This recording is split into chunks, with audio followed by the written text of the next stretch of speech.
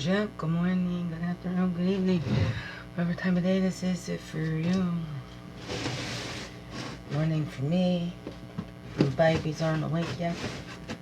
Well, I heard one, but they haven't come down. Yeah, it's been... I love them so much. They're so confused. Read up on parental alienation and, you know, the key signs. It's when they don't know what they're doing, when they once, you know...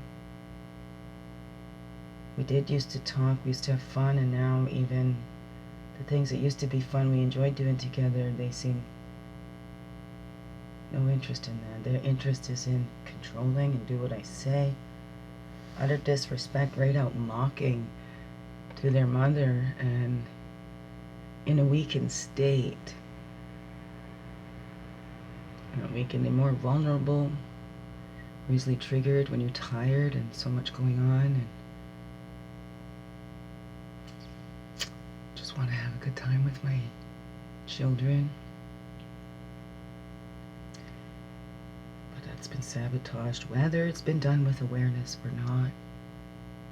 You're angry at somebody's parent, and you just start venting whatever that is, and you're not aware where those kids are or whatever.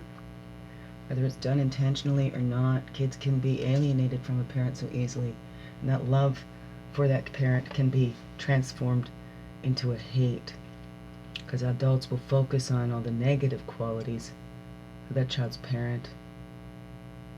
Keep focusing on that instead of the good times that they have with their parents. Take advantage of the child's confusion. You know, when my mom does this, it feels like she doesn't even love me. And then they went, yeah, that's right, that's exactly what it means. Or, you know, oh, I'm sorry, your mom doesn't love you the way a mom should. Whatever that is, whether it's that, or just that angry, you know, their opinions about that person. And then the children start having choice phrases that were just like those adults, that were, their attitudes towards that parent becomes just like those other adults that have their own feelings, so they transfer that onto the child or project, or sometimes they don't even know, because they're so consumed in their own feelings and what's going on inside of them and how upset they are. They're not watching to pay attention where the kids are. My kids, even though they know it's not all the time, they react to me like I'm so hard to please, that they could never do anything right. That's something that I've always, and even my son's going to be 18, has said, I am very good at separating the doing from the being, you know? Because your being's absolutely perfect. You know, it's what you're doing. Doing. And it's not good and bad, right or wrong. It's about what helps and what hurts. So is what you're doing helping you and others too? Right? Or is it helping you and hurting others? Or then it ends up hurting us all, right? What is that? I don't know, that's what I'm seeing here, and it's been difficult. I've been in this grieving place I've never been before. My kids have no interest in being here, and they get outright ignorant. I start crying and I get mocked. So that's difficult when you're such a peaceful person. The times I lashed out is when I'm pushed, right? So it's like you keep pushing those buttons, and then, you know, that person's on the floor because they can't take it anymore, and you go, ha ha ha, look at the mess of yourself. Like, oh my God, no wonder everybody leaves you. You know, it's my personal experience. It's definitely not a personal story, really. Anything I've gone through, I share my personal experience, but it's not a personal story. So many others before me, hopefully not so much more after me, but there needs to be a change for the children's sake. And bring more people in the world that don't respect their mother, because the peoples who don't respect their mothers are very scary peoples. They don't honor where you came from, right? Even if that's it, just to say, yes, if it wasn't for her, I wouldn't be here, right? Whether you see your mom's good, bad, indifferent, whatever. Without your mother, you wouldn't be here. We're all here because of a mother. The mother that did the most work. The father had the fun and contributes this much. Mom, has to house that whole thing, carry it. So let's have some respect. And if you're getting jealous or upset by that, and you want to say how much men connect to children too, like, come on, let's think about that. Yes, you can join in, and that's beautiful when a man wants to share in that experience. Still, that man knows I have honor and respect for that. Because I'm not a woman, I'll never get to experience that. So the only way is to vicariously rub your belly, ask you what you're going through.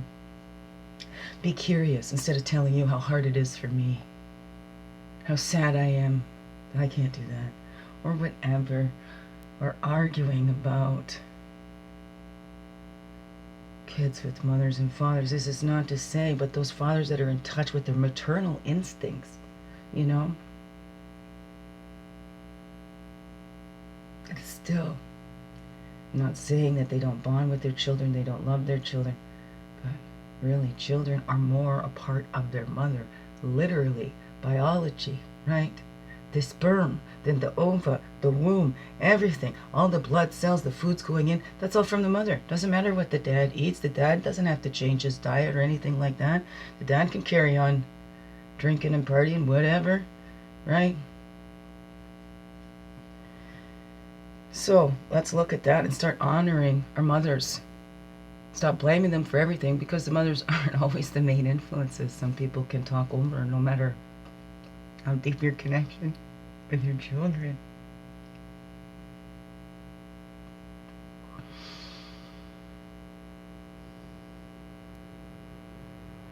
No matter how deep your connection with your children, there are some very conniving people out there. Conniving and convincing. They believe their own stuff. They can make their truth look like the truth. Right? When they say, look at her, she just freaks out. And then they do this quiet thing and quiet thing. So you don't see that quiet thing that they're doing. And then that one freaks out. So they say, see, what did I tell you? But they didn't see all this other stuff, right? Somebody come in, oh, your mother's trying to connect with you, and she keeps coming back, showing up in tears. Yeah, but does my mother tell you how she comes here when I open the door, doesn't even say hi, starts complaining and criticizing about everything? Does she tell you that? How she comes in my home, tells me how it's ridiculous and this shouldn't run this way, why are you doing it like this? And the whole time, she's got this look on her face. Like, I can't even remember the last time my mom looked at me and smiled. Can't remember the last time I saw that look in my mom's face. It said she was proud of me. It's mostly now a big embarrassment to her. Broken her heart because I wouldn't be her puppet. Because I said, Mom, if you're not going to follow what I'm doing here, then please, then don't come, okay? So, contrary to that popular opinion or whatever, I don't know what the opinion is or whatever, but I know what my mother says, that I kicked her out. She had the choice. She chose to leave. She made her own choices. My mother is not a stupid woman, and my mother ain't no flippin' victim. Especially of this girl here. The girl that did everything for her mother. Come on, people know. How tight I was with my mother, right? My mom was my weakness. I was always there. I needed to protect my mom. Where was my mom?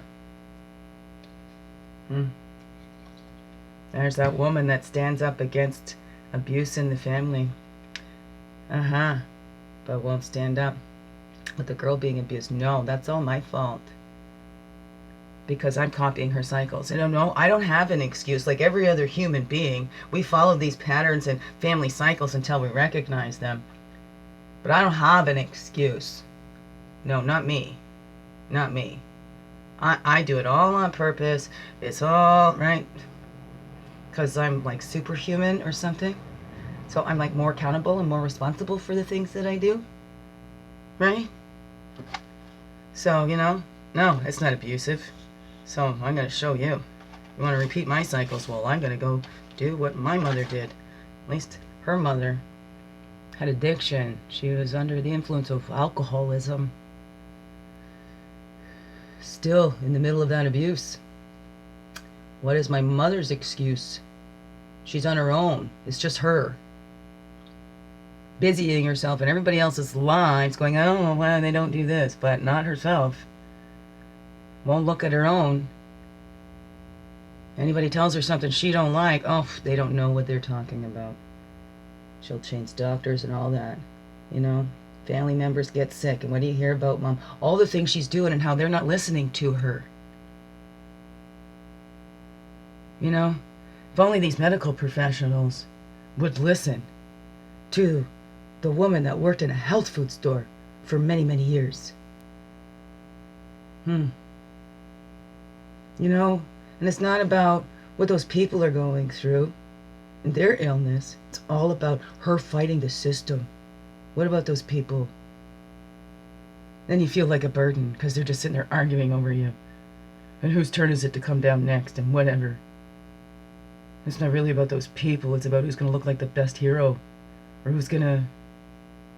whatever it is.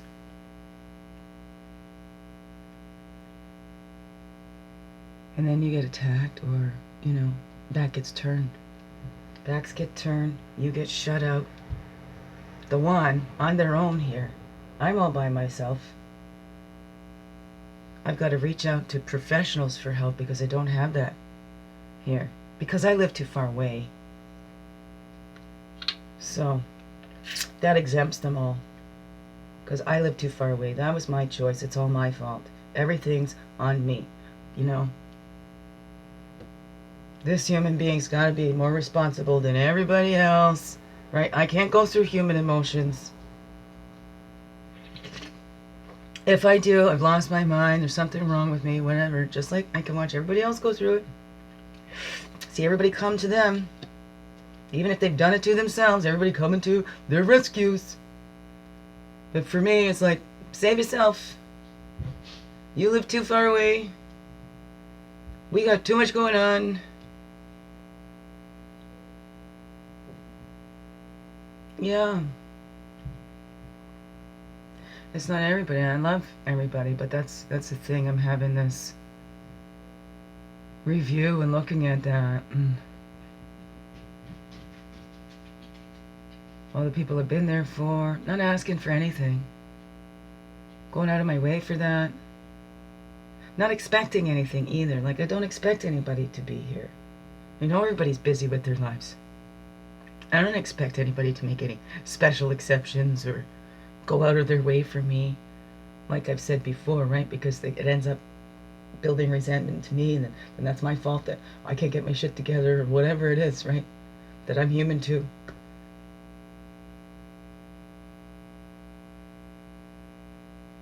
I don't get a lot of that.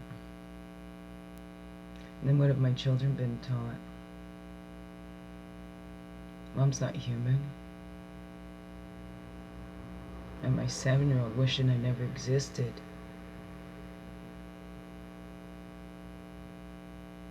You know, they don't know how they feel about their mom. They don't need anything from their mom. Because it's been, you know, it's like mom's being taken out of their lives, disconnected. I already did with that first one, and those of you who knew me with my Andy Bear. And that can be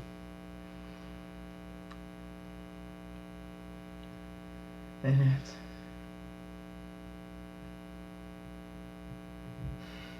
you know, I was close.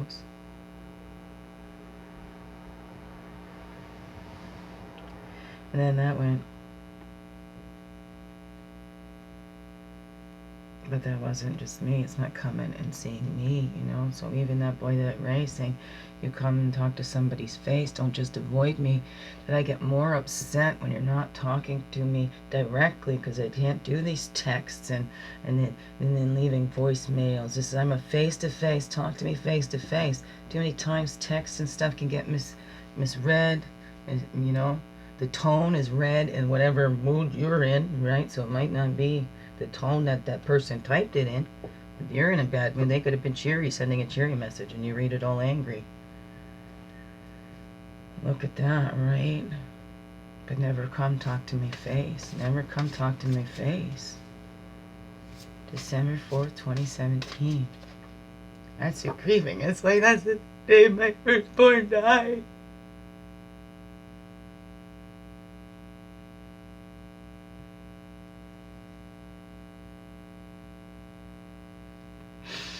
And if that's him, and these younger ones, we didn't have the time together. And Annie and I had, that still was able to be severed. It's happening. And these ones, that's right. It's okay, they'll just be distracted. They won't need their mother. But it'll come up when they're older. So have you thought about what these children would go through? You can absolve yourselves of anything, but how are you encouraging them to respect their mother, to listen to their mother? You know, if they have a good mother doing the best that she can under the circumstances of her physical health and everything. So, you know, children need that. We just watched, it's called Penguin Bloom, and a woman was in an accident. It's based on a true story. But I watched that with them, and when she had the support, I said, she needed more support than I do. I don't even need that much support right now. But if she had it, and what people can do with that support, oh, I got so much pain. I've switched the bed. I can feel all the springs, and even though I put the I have a huge a big and tall sleeping bag that I put on there, and that helps. But you know, these beds were a beautiful thing from Vinny's, or oh no, my kids needed beds when we got in here, so we were free, but they're cheap. So it's only been 3 years. Leaves is already ripped, and then they got the springs in them too. Spasms, can you tell? Back of my neck. It's just grease. It hurts. Oh. I try to relax. I just never relax, and it is getting worse because it's so discouraging. Hey, look forward to it. Having kids. Look forward to it, and it seems like we're doing good. And if that gets out, if he gets mad or whatever, then they're coming back, and I've got comments made to me. You know, it's alienation has been started long before. He took and got me all upset, and then shows my children. Texas says, "I hate you." I see, I told you your mom hates me, so he's just trying to convince everybody, but what he says is true, so he'll keep pushing until he gets that reaction out of me to say, well, see, right, and then take physical issues going on and say, well, look, see, she's crazy, right? It's, and then I feel crazy if I didn't have these medical diagnoses going on then. You know, like, come on, oh, it really hurts. And this is my second dose of medicine already. So, I have doctor's appointment tomorrow, so, well, that's gonna help me. I hope.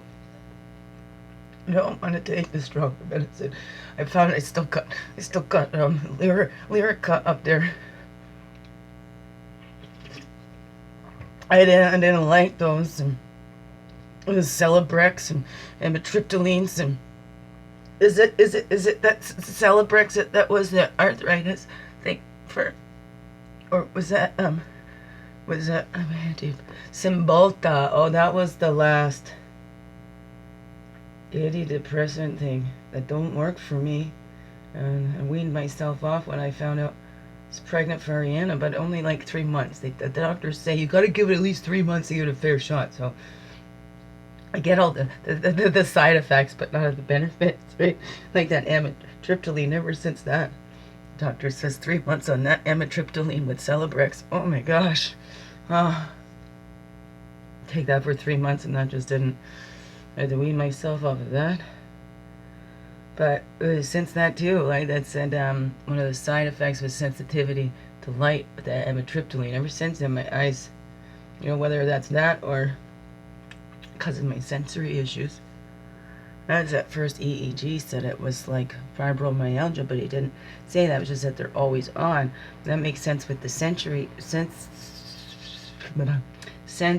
issues. It's sensory processing, because I feel like everything, right? This touch, and then I feel it still like 5 minutes later after it's gone. But that makes sense to sensory processing issues. There's times when I was younger we could do water fighting or whatever, but there would be times when I just didn't feel like it. I didn't want to get wet, didn't like the feel of my clothes sticking to me. All has to do with my senses. And that would, right? And then I would get so upset if I didn't want to get wet and somebody went and splashed me anyway. Then I'd get so upset. And then I'd be embarrassed for being so upset. For the thing. I get pushed and I get embarrassed because I get so upset. But when you've been teased your whole life, mostly in your own family, that's the kicker. That's the kicker. I'm not the only one to go through that. I understand. But then there's this old thing, we always hurt the ones we love the most. Like, why? That was something for me. At home, we should always bring the love, right? If a guy used to fight, why go beat up the woman? You like to fight, go to the bar to fight another guy that likes to fight. You guys go take out your aggression together. Don't take it out on a woman or a child. Right.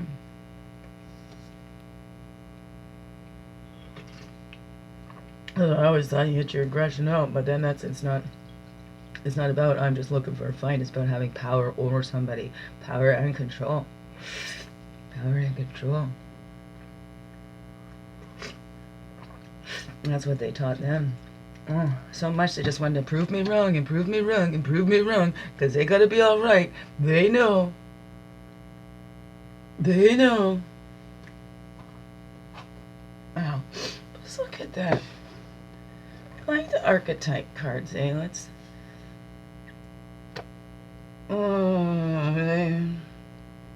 maybe. Oh.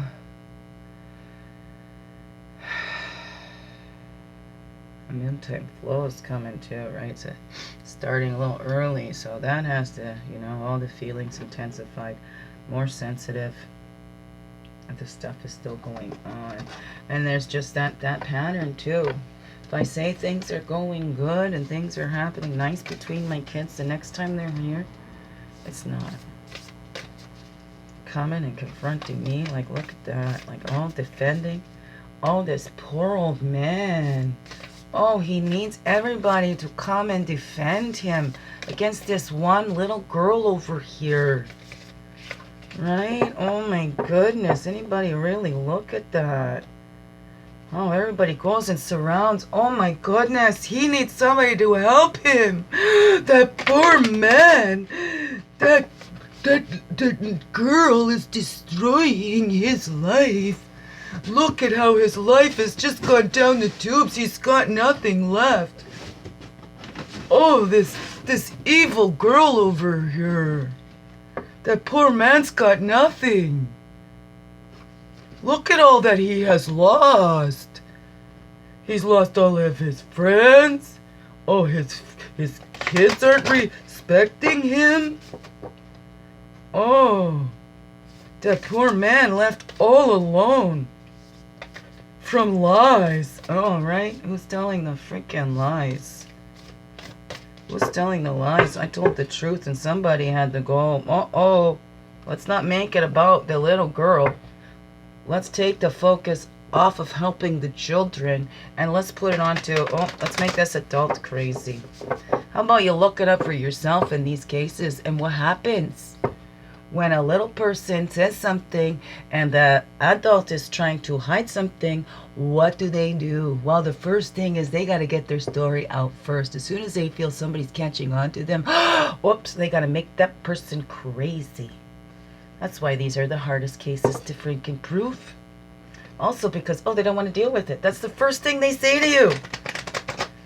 Anybody else gone through that too? Okay, this disclosure has been made to me. You go, you say something. These are the hardest cases to prove. Why is that the first thing you say? To a mother, distraught mother going, oh my goodness, I know, I don't want to believe this. I don't want to believe this. I can't, I don't want to. I don't. But I don't want to be in denial. How does that serve, right? When you've been in that and you see the results afterwards, these adults that weren't believed as children, these adults that didn't get the help as children. You seen that? Anybody else in that experience? Or would you like to just think you know? You know what's going on, even though you haven't even watched the whole show, right? You caught the previews or the trailer, right? Which is set up, and they probably put the both, action in those, whatever. And you think you know what the whole movie's about. You think you know how it's going to end. You think you know. Look at those movies, right? When they don't know. Who believed Ted Bundy, right? Would do those things? Who believed Paul Bernardo was like that? Look at the personas they put on. Oh, such nice guys. Just your average Joe. Oh, he'll give you the shirt off his back. Yeah, make sure you go tell everybody how he did that, though. Okay? Yeah. Here's the shirt off my back. Make sure you go tell everybody how kind and generous I am. That's right. That's right. Oh, here, I need your help. Can you continue telling people how kind and generous I am? Because, I was cruel, evil to this one, but, whatever. Ouch. There we go. The vow. The vow hops out. The village. Don't be the village idiot. Ah! The vow hopped out. What is the vow in the collective that we're going through now? What is that? Vow. The village. See, that's good. That was just the one that come out with that. Out. The vow. We're at 2854. I got the things up here. Oh, oh, oh, oh.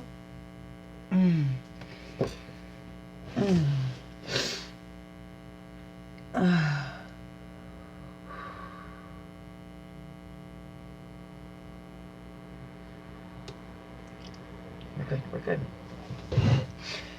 Right, I'm going to the doctor's tomorrow. Okay, the vow. Ooh.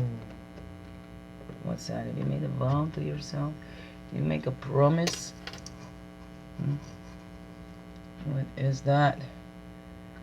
Okay. Let's see. Oh.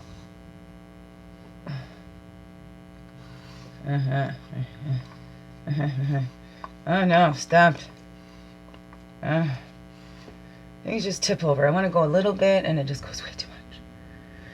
There's the vow. Look at that dove. It's beautiful. That's a beautiful card. I go open to the key, the vow. Let me see if I can just find the number. Ouch, excuse me. Right, here we are in the Wild Unknown Archetypes. These are by Kim Kranz. Kim Kranz. Your origin, come on, where's the... Ow!